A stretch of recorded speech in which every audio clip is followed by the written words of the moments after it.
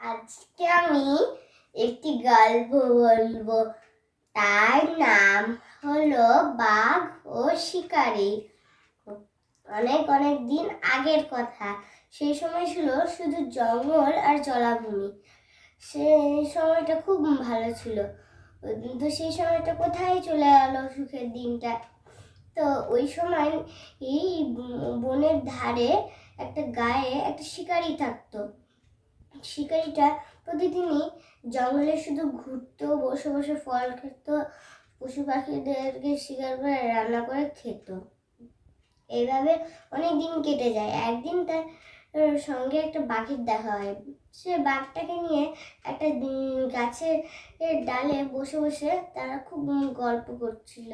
তো প্রতিদিনই তাদের সঙ্গে তাদের দুজনের সঙ্গে দেখা হলে তারা কথা বলতো গাছের ডালে বসে বসে। তো এইভাবে তাদের অনেক বড় বেশি বেশি ভাব হয়ে যায়। তো তো একদিন শিকারী তাকে বলল বাঘ বন্ধুকে যে, বন্ধু, আমার বাড়ি একবার চলো না, অনেক দিন হয়ে গেল, আমাদের কত ভাব হয়ে গিয়েছে, আমরা কত ভালো বন্ধুত্ব হয়ে গিয়েছে, কিন্তু তুমি আমার বাড়ি চলোনি। তাহলে আমার বাড়ি চলো একবার, অনেক দিন ধরে আমার বাড়ি তো দেখোই নি, তাহলে চলো আমার বাড়ি। তো বাঘ বলল যে, বন্ধুর বাড়ি নাই আমি যাচ্ছি, এতে কি কেউ না আপত্তি, চলো আমরা চলি তোমার বাড়িতে। এইভাবেই তারা দুজন মিলে শিকারির বাড়িতে রওনা হলো দিকে। তো অনেকক্ষণ 2-3 ঘন্টা পার করার পর তারা শিকারির বাড়িতে পৌঁছালো। আর শিকারি বন্ধুকে বললো যে, বন্ধু, তোমার পা কি আর হাঁটতে পারছি না নাকি, এত আস্তে করে হাঁটছো কচ্ছপের মতো? বাঘ বললো যে, আমি তো হাঁটতেই পারছি না বন্ধু, আমার একটু কোলে করে নাও না। তো শিকারি বললো যে, আচ্ছা ঠিক আছে। তো তারা তারপর শিকারি বাড়িতে গেল। তারপর শিকারির বাড়িতে বাঘ একটা পা ফেলার পরে তার মেঝেতে বসার খুব ইচ্ছে হলো, সে মেঝেতে বসে গেল। আর তার শিকারি বন্ধু বলল যে, বন্ধু, আমার পায়ের পুরো ব্যথা একদম নেমে গেল।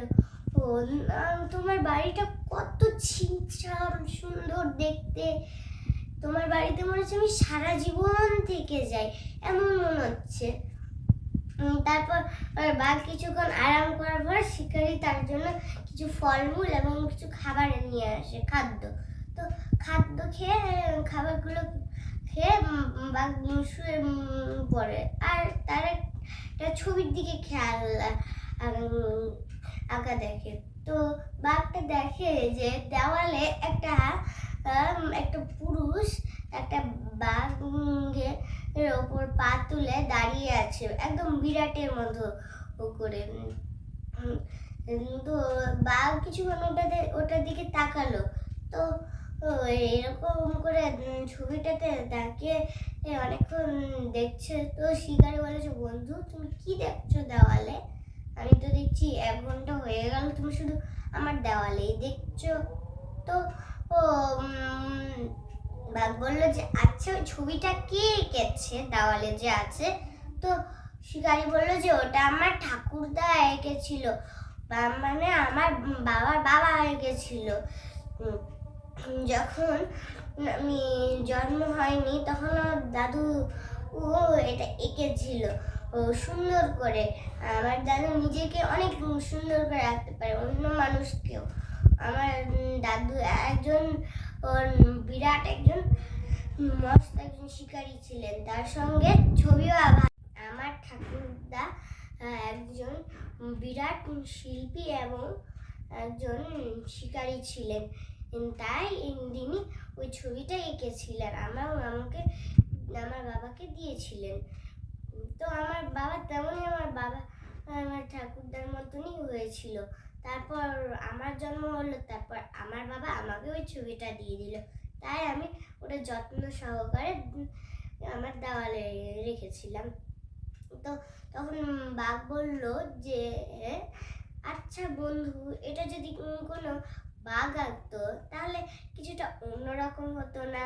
আর আমরা এই গল্পটা থেকে এই শিক্ষাটা পেলাম, অন্যকে কখনো বেশি ভাব দেখাতে নেই।